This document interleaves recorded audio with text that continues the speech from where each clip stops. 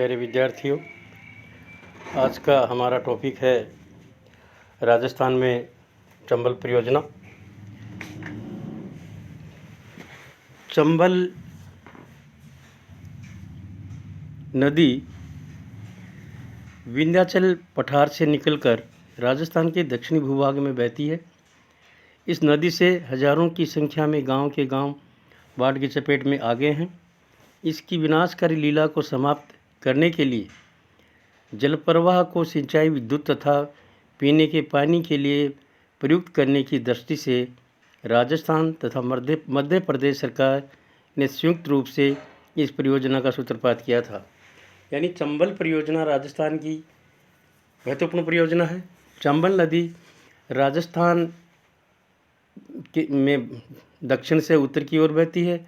ये मध्य प्रदेश के विंध्याचल पठार से निकलती हुई राजस्थान के दक्षिणी भूभाग में बहती है। इस योजना का आरंभ सबसे पहले सन 1943 में चंबल योजना का सूत्रपात जल विद्युत के लिए कोटा के निकट एक बांध बनाकर किया गया तथा इस योजना को 3 चरणों में पूरा किया गया। प्रथम चरण गांधी सागर बांध व कोटा बैराज बांध पर जल विद्युत तथा सिंचाई के लिए नहरों का निर्माण सन 1960 तक पूरा कर लिया गया था। दूसरे चरण के अंतर्गत राणा प्रताप सागर बांध और जल विद्युत गृह का निर्माण पूरा किया गया तथा तीसरे चरण के अंतर्गत जवाहर सागर अथवा कोटा बांध तथा इस पर एक जल विद्युत गृह के निर्माण कार्य को पूरा किया गया। चंबल घाटी परियोजना का कार्य 1953-54 में प्रारंभ किया गया था। इसके अंतर्गत निम्न निर्माण कार्य आते हैं: गांधी सागर बांध भानपुरा से 33 किलोमीटर दूर तथा मध्य प्रदेश के 84 गढ़ से 8 किलोमीटर दूर, जहां घाटी की चौड़ाई कम है। गांधी सागर 1960 में बनाया गया था। यह है बांध 510 मीटर लंबा व 62 मीटर चौड़ा है।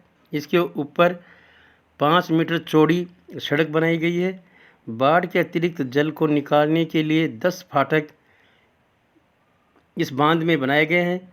बांध से जो विशाल जलाशय तैयार हुआ है उसमें 77,460 लाख हेक्टेयर मीटर जल रखने की क्षमता है। बांध के दोनों ओर 2 नहरों का निर्माण किया गया है। बाईं ओर की नहर बूंदी की ओर जाकर अरावली श्रेणियों में बहती हुई मेजा नदी में मिल जाती है। दाईं ओर की नहर राजस्थान में लगभग 130 किलोमीटर बहती हुई पार्वती नदी को पार करके मध्य प्रदेश में प्रवेश करती है।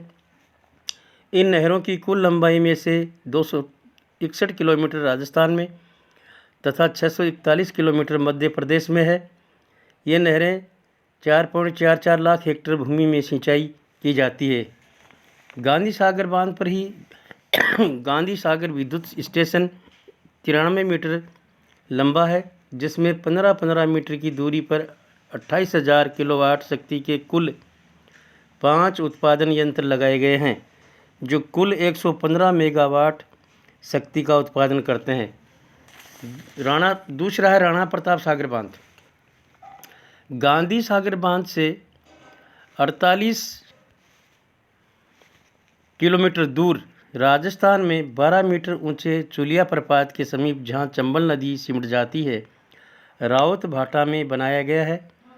बांध पर 31 करोड़ रुपए खर्च किए गए हैं। इसका कार्य 1970 तक पूरा हो गया था। इस बांध की लंबाई 110 मीटर व ऊंचाई 36 मीटर है। इसके जलाशय का क्षेत्रफल 113 वर्ग किलोमीटर है और उसमें 3.1 लाख हेक्टेयर जल समा सकता है। इस बांध में 1.2 लाख हेक्टेयर भूमि में सिंचाई की जा रही है। भोपाल विद्युत गृह का विद्युत उत्पादन 4 इकाइयों का है।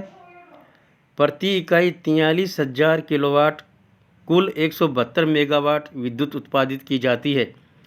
20 अप्रैल 1973 में बिजली का उत्पादन यहाँ पर प्रारंभ हुआ था। नेक्स्ट है कोटा बांध अथवा जवाहर सागर। ये बांध राणा प्रताप सागर से लगभग 33 किलोमीटर दूर बोरावास ग्राम के समीप बनाया गया है। इस बांध की लंबाई 335 मीटर है, ऊंचाई 25 मीटर है। इस बांध की जल धारण जो क्षमता है वो 18,000 हेक्टेयर मीटर है। कोटा बांध से शक्ति उत्पादन के लिए 3 यंत्र लगाए गए हैं, जिनकी प्रत्येक क्षमता 33,000 किलोवाट है, अर्थात कुल 99,000 किलोवाट की है।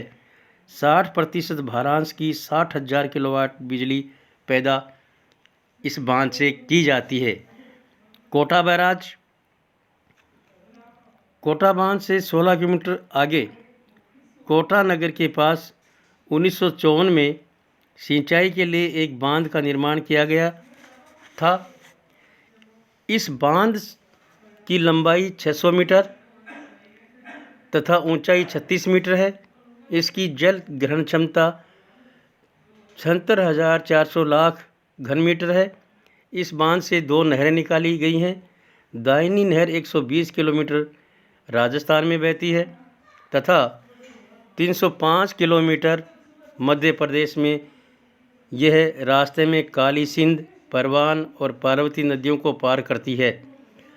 मध्य प्रदेश में 1.70 लाख हेक्टेयर भूमि की सिंचाई इस बांध से की जाती है। बाईं नहर से राजस्थान में सिंचाई की जाती है। इसकी क्षमता 1,077 क्यूसेक है। इससे राजस्थान में 1.80 लाख हेक्टेयर भूमि में सिंचाई की जाती है। इस शाखा और उपशाखाओं की लंबाई 182 किलोमीटर है। इन नहरों से बूंदी, कोटा, टोंक, करौली और सवाई माधोपुर जिलों के क्षेत्रों की सिंचाई की जाती है। मुख्य नहर कोटा अवरोधक बांध के दाईं ओर से निकाली गई है। शुरू में 127 किलोमीटर कोटा क्षेत्र में सिंचाई की जाती है। इसके बाद पार्वती नदी को पार करके मध्य प्रदेश राज्य में पहुंचकर लगभग 250 किलोमीटर चंबल नदी के समानांतर बहती हुई मुरैना एवं भिंड जिलों के क्षेत्र को सिंचाई सुविधा प्रदान करती है। दोनों नहरों के पानी के प्रयोग के लिए 2,350 किलोमीटर लंबी छोटी वितरक नहरें बनाई गई हैं, जिनसे राजस्थान व मध्य प्रदेश की 5.60 लाख हेक्टेयर भूमि में सिंचाई सुविधा उपलब्ध हो रही है। जलोत्थान सिंचाई योजनाएं। चंबल योजना के अंतर्गत कोटा व बारां जिले के कमांड क्षेत्र में 4 जलोत्थान सिंचाई योजनाओं का निर्माण कार्य पूरा किया जा चुका है तथा 2 योजनाओं का कार्य प्रगति पर है। दाईं मुख्य नहर क्षेत्र में 2 जलोत्थान सिंचाई योजनाएं अंता लिफ्ट स्कीम ब्लॉक नंबर 9 व 18 निर्मित की जा चुकी है। इनसे मांगरोल तहसील की 774 व 615 हेक्टेयर भूमि में सिंचाई की जाती है। झालीपुरा लिफ्ट स्कीम से लाडपुरा तहसील की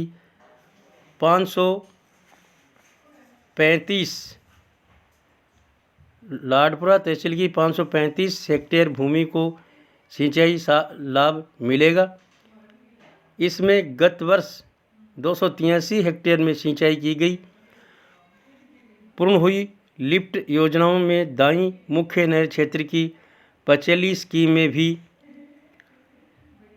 मांगरोल तहसील की 215 हेक्टेयर भूमि को लाभान्वित किया जा रहा है, जबकि सिंचाई क्षमता 4.31 हेक्टेयर है। दाईं मुख्य नहर के अंतर्गत वर्ष 1992 के आरंभ